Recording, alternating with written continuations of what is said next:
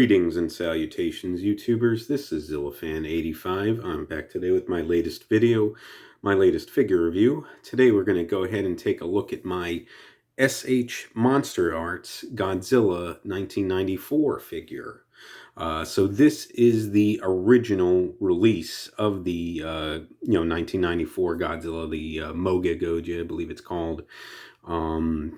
By MonsterArts, and on that same note, it's actually the original MonsterArts figure that was ever released. This was back in 2011, if I remember correctly.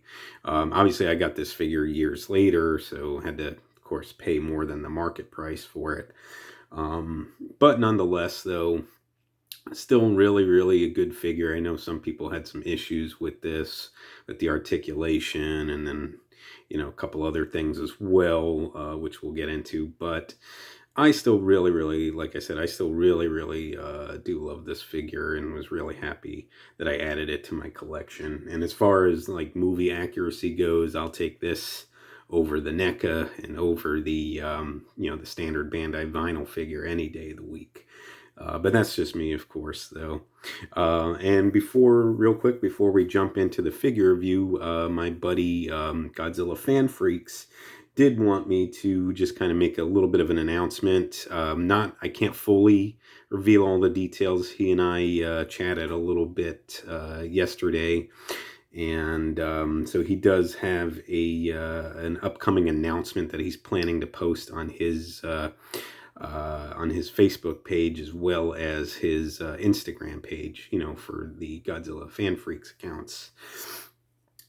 So I can't go into details yet, but he is planning to post that, as of Monday, and that's from the time that I'm doing this video and getting ready to upload it, of course. So stay tuned for that this week. Keep an eye on his pages for that announcement. Obviously he's still trying to work out all the details and whatnot, but I just kind of wanted you guys to be made aware and to keep a lookout for it. So with that said, let's go ahead and jump into the figure review itself here. We're going to start with the paint and the detail. So you can see Godzilla right off the bat, that signature charcoalish gray color that he's got for his skin tone. You see all the texturing and whatnot, all the scales all over his body, done really well. The texturing, you can really feel it. I mean, you knew that this line was going to be something special right off the bat. As soon as you see detail work done like this, got all the scales running down the arms, on the neck there, all the ridges on the neck, and of course all the scaliness on the chest and the abdomen area. Take a look at the face. You got the rivets on the top of the head. Again, this is the 1994 Godzilla. They usually, when MonsterArts packages this, and a lot of other people just refer to it as Godzilla, but again, it is based on his 1994 design. So again, looking at all the rivets on top of his head there. You got the ears over here. You got the eyes, and this is one of the things that they reported with the original release of this, which is what this is. That the eyes are a little bit off center. For mine, I don't really think it's too bad. I'm trying to show you guys as best as I can here. I don't think mine are too bad, and you see the yellow and the black with a little bit of the white in the eyes there. I personally think it looks really good, and I think they really captured the 1994 look very well, honestly. So I don't really have any issue with it. You take a look here, you got the nostrils sculpted in, and of course the mouth here, and open it up, and you see you got the deep red for the tongue and the roof of the mouth as best as I can show it off, and then sort of like this creamish bone color done for the teeth, obviously all individually sculpted there.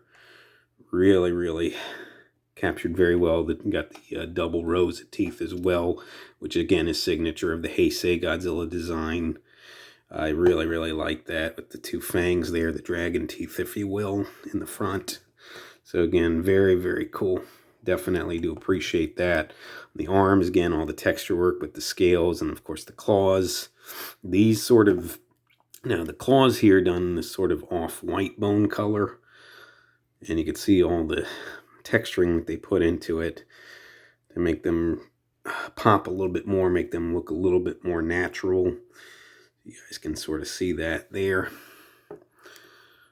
You got the palms of the hands as well. Really captured well there. I definitely like it. Moving down, you got the legs, again, more of the scales and all the bumps and ridges along the legs, very thick legs, which again is signature of this Godzilla. But they're they're done very well in my opinion. Again, more of that off-white bone color done for the claws on the feet there with that texture work to give that sort of natural look where sort of like the gray almost like blends in to the white and sort of fades into it. You guys can see just really nicely done on the bottoms of the feet. Of course, you got the Bandai trademark information there, the Toho on that. You guys can see that a little bit better there, but you still got some detail work done on the bottoms of the feet as well, so that's definitely much appreciated. And of course, looking on his back, you got his dorsal spines, and again, this Godzilla, very signature. The 3 larger rows of the dorsal spines, all very prominent on the Heisei Godzillas, and you can see that there. Very nice detail work with almost this sort of smoky gray outline, and then it fades into the charcoalish gray color there. And of course, you see all the detail work that they put into that, all the bumps and all that scaliness done inside the that charcoalish part of the dorsal spines, and of course the outside part's very pointy to the touch. Very nice hard plastic done. You just got to be a little bit careful with it. As you can see on both sides of the dorsal spines, the detail work captured very well. And of course, you got the smaller rows outside of that, all etched and sculpted there. And of course, that all carries down into the tail with all the dorsal spines running down the tail there, all painted all throughout.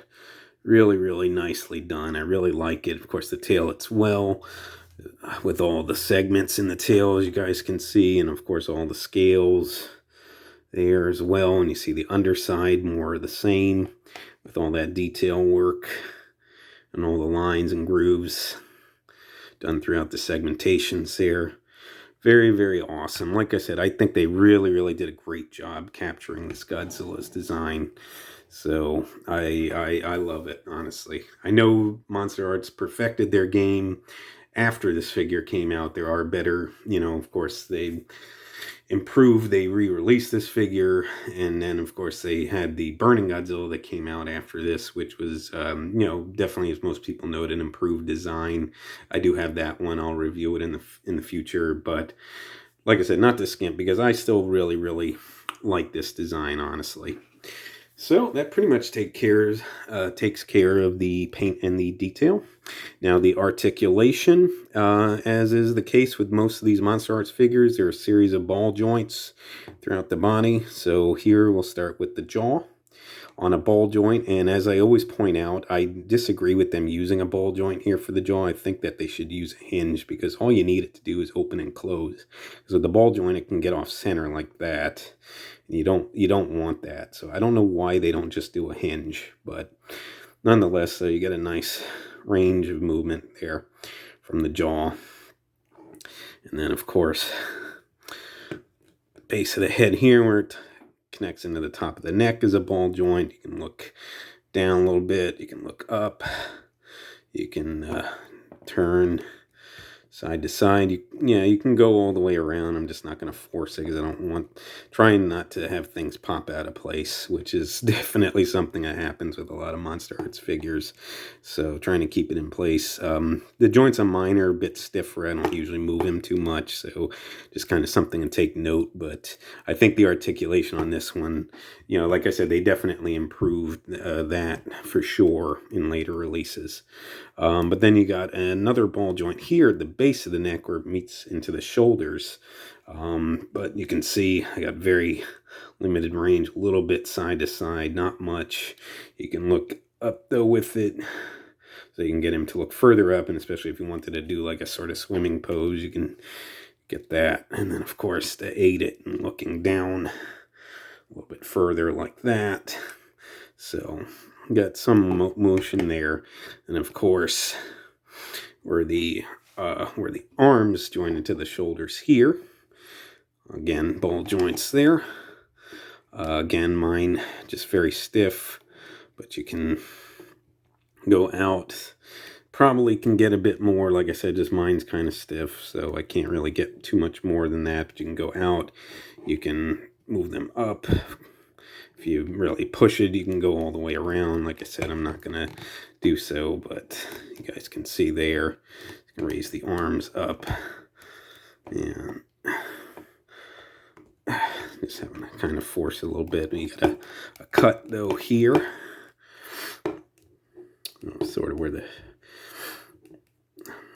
bicep is there, so you can get extra range of motion to swivel there where that cut is.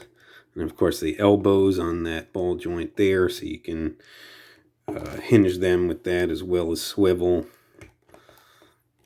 So you got that range of motion there. And then of course the wrists are ball jointed, and you've got that swivel hinge combination for both hands there. Again, swivel and hinge. Now you do have a joint here at the torso, but you know, and I've noticed in most cases from reviews and whatnot that I've seen, the motion is very, very limited here. You can get a little bit side to side that you can turn him, and a ever so slight ab crunch to go down and then go up. Obviously going to be limited with this with the dorsal spines there sculpted, but pretty limited range there. And then of course the legs here where they join into the body there, ball joints as well. Again, I can move them up very, very little. I will admit the range of motion is pretty limited on this guy, so that is something to keep in mind. You can go out a little bit though to do very slight splits. You got the ball joints here at the knees, so you can bend them there like so, and of course you can do a little bit of swivel with those as well. And then of course at the ankles there, again ball joints, and you can hinge them back a little bit and forward. So very, very little bit range of motion. You can swivel them as well, very, very slightly. And of course you get a very slight ankle rocker for the pivot there. Same thing with the other side. So again, just pretty limited the range of motion. Then of course the tail, ball jointed segments up until this part here. This is one solid plastic piece starting right here, but ball joints otherwise, and you do get pretty decent range of motion. Again, they perfected their work in later figures where you get much better range than this, so I will say that. But still, for what it is, it's really not bad at all. So you guys can see me moving it around, and thankfully the joint's staying in place, knock on wood. So but yeah, so that pretty much covers it for the articulation here. Let's see. So next we'll actually move into accessories, and for this Godzilla figure, so these are what he comes with. Again, the original release comes with the beam effect. You've got the atomic breath effect there with this sort of translucent light blue color. It's lighter like here, and then it's a little bit darker on the ends. You guys can see that nicely done, nicely sculpted though. And then of course you got the base here, this sort of shockwave effect, again done in that sort of translucent light blue with all the different points on it to sort of portray that shock wave. Not really as anything from the movie, but it's a cool little effect piece for the base anyways. So I appreciate that for what it is. And then, of course, a lot of these, or most of them, I should say, that have these bases and whatnot, for these accessories, they get the Tamashi support arm. So as you guys can see there with the two different pegs. So just to kind of show you real quick, because these are articulated here with these hinges. So the larger peg will go into the bottom like so. And I'm not 100% sure if this is supposed to go like this. I guess so. But then you got the smaller peg, and you just got to find the slot on the atomic breath piece, which is right there, as you guys can see. So if I can do this on camera for you guys. Okay. And then because it just sits on the support arms, it doesn't actually peg into his mouth. So you just got to kind of line it up like so. And I'll push it back so you guys can see a little bit better. But there you go. You got your atomic breath effect piece, the support arm and the shockwave base. So very, very cool. I definitely like that. And for other Godzilla figures, you can always use this accessory set with the atomic breath piece as well. So it definitely comes in handy, and a much appreciated addition with this figure. So again, very, very cool. Let's go ahead and take those away. And let's go ahead and look at sizing now. So for sizing, let's go ahead. I got the ruler out here first. And you guys can see measuring. Not going to bother measuring that way, just measuring how tall he is here so you guys can sort of see. He's roughly 6 inches in height, so he's in that 6-inch range, and he'll pretty much size in fairly well with your 6 to 7 inch figures. So as you guys can see there, so very, very cool. And just as a little size comparison, I have my MonsterArts Godzilla 1989 figure, so you guys can see there. And just kind of comparing them next to each other, they look pretty darn good. Now, don't forget the 89 actually was supposed to be smaller than the 94, because he's supposed to be 80 meters tall, and he's supposed to be 100 meters. So, but nonetheless, though, just for comparing, apples to apples here, as far as just Godzilla figures themselves go, you see that they are pretty much in line. And honestly, I'd say they would look very good together on the shelf. So, so definitely can't go wrong there. So, and taking him out of the way. And other than that, as far as pricing goes, now again, this was the original release of the MonsterArts Godzilla, the 1994 Godzilla. And again, that was back in 2011, I believe. So at the time of this video, it's already, roughly 11 years ago. So obviously, again, you have to get it in the aftermarket, and it can be a bit pricey. From what I've seen online, you're probably looking at around $150 or more for this particular figure, so you guys just got to keep that in mind. But definitely cool. The original release, especially to have that atomic breath effect piece for it, I think it's definitely awesome in that regard.